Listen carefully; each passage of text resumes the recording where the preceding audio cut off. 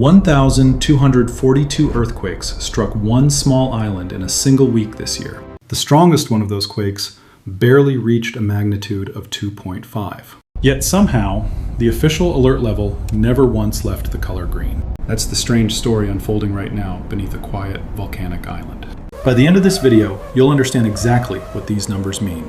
Drop the name of your city below if you live near an active volcano. This is Mount Teide, the tallest peak in all of Spain, rising from Tenerife. Tenerife draws millions of visitors every single year, many hiking right up Teide's slopes. A permit system even limits how many people can reach the actual summit crater. Teide sits quiet most years, a sleeping giant watched by scientists around the clock. But starting in June, something shifted beneath the surface of this popular tourist island. Seismic stations recorded over 1,000 small tremors in just 7 days straight. Individually, none of these quakes felt dangerous. Most were too small for anyone to notice. Together, though, they formed something scientists call a seismic swarm, and that's different. The real story here was never about one giant shock everyone would immediately feel.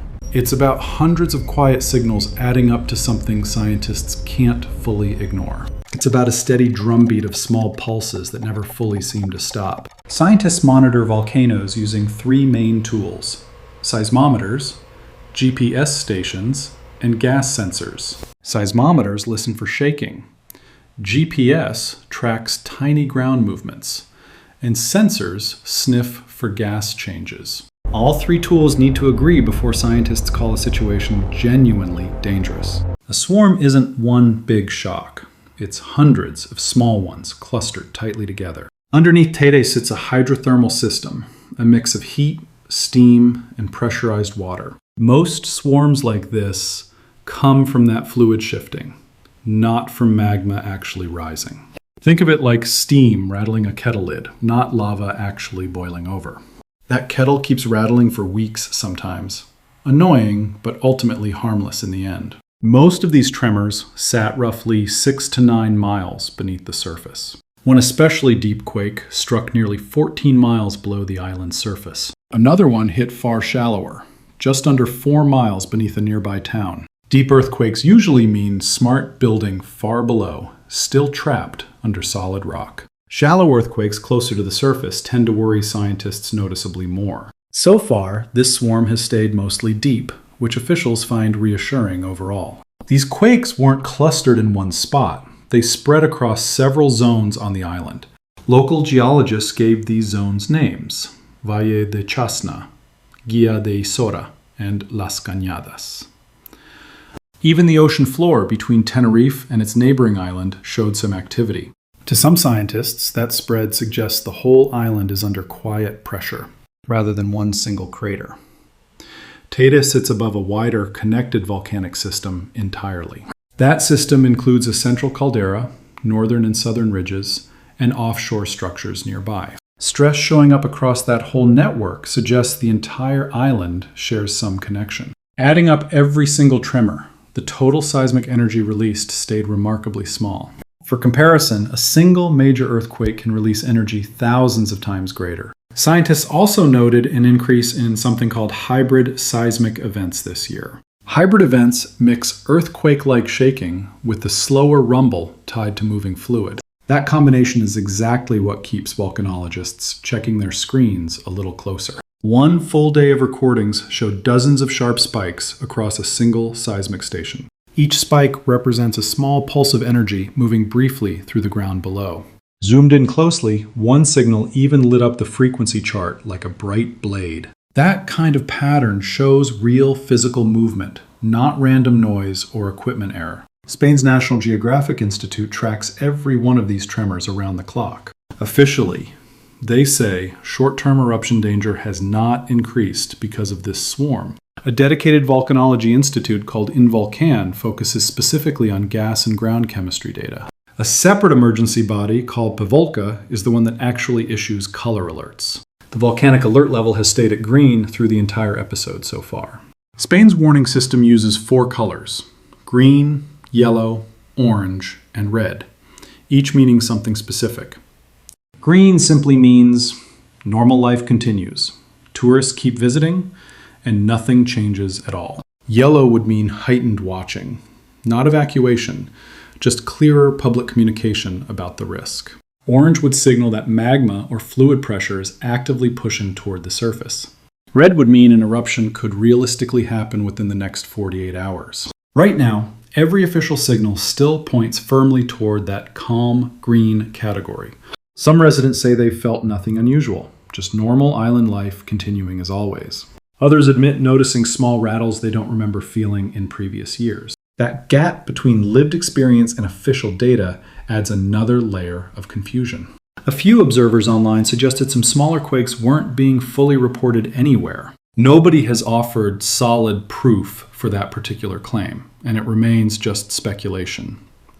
Official agencies insist every recorded tremor above their detection threshold gets published openly. Independent volcano watchers see the exact same data and reach a very different conclusion. They argue this pattern no longer looks like normal, random background noise anymore. One volcano researcher describes a rock layer acting like a lid underground. Picture a pressure cooker, heat and gas building steadily beneath a sealed lid.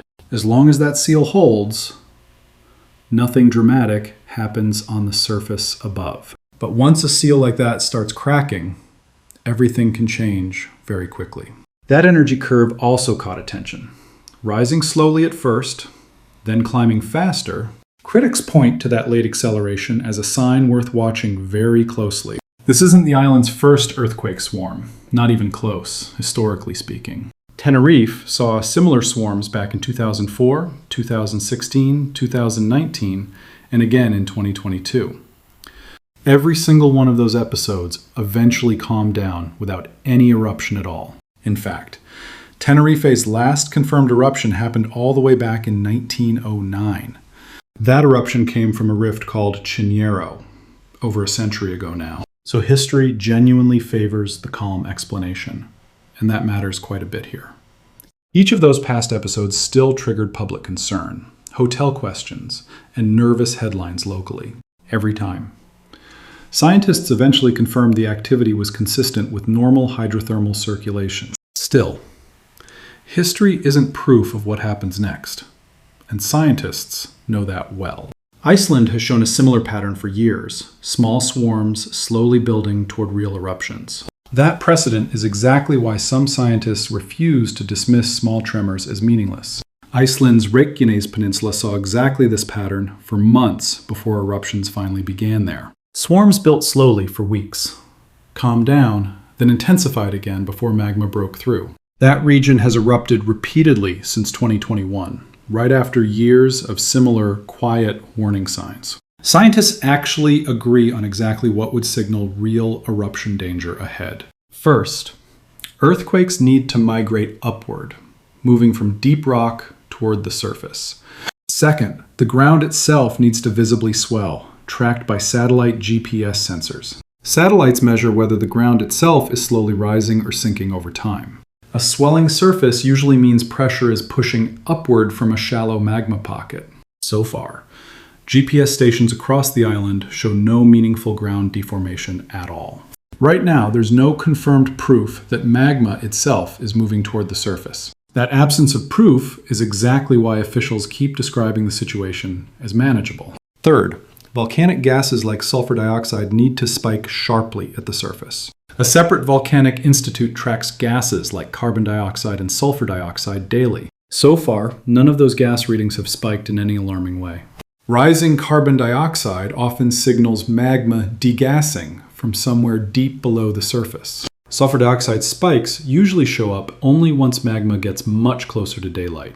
Right now, none of those gas signatures have shifted outside their normal yearly range. So far, officials say none of those three warning signs have fully appeared. So here's the deal, folks. Nobody's saying an eruption is coming tomorrow. Still, that leaves an uncomfortable gap between the raw data and the public message. 1,000+ earthquakes and a green light can both be technically true. But together, those two facts sit strangely next to each other for many people. When officials say no increased danger, many people simply hear the words no danger. Those two statements aren't actually the same thing, even though they sound similar. No red alert doesn't automatically mean zero risk. It just means no immediate one. No panic being declared doesn't mean no quiet preparation is happening behind the scenes. Tenerife also happens to be one of Europe's busiest tourist destinations right now. Raising the alert level wouldn't shut the island down, but it would change everything. Hotels, airlines, and tour companies all have a real stake in that decision. Cruise ships still dock regularly, and hiking permits for Teide remain fully available. Airlines haven't changed a single scheduled flight because of this ongoing seismic activity. Headlines would shift overnight, and nervous tourists would start asking hard questions fast. That's exactly why some critics ask if green reflects science or simple convenience.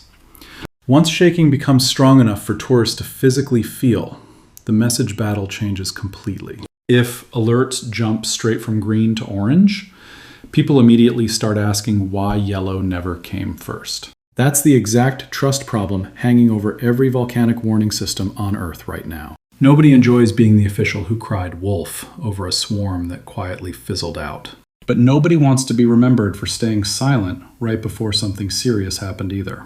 Tourism accounts for a massive share of the entire Canary Islands economy each year.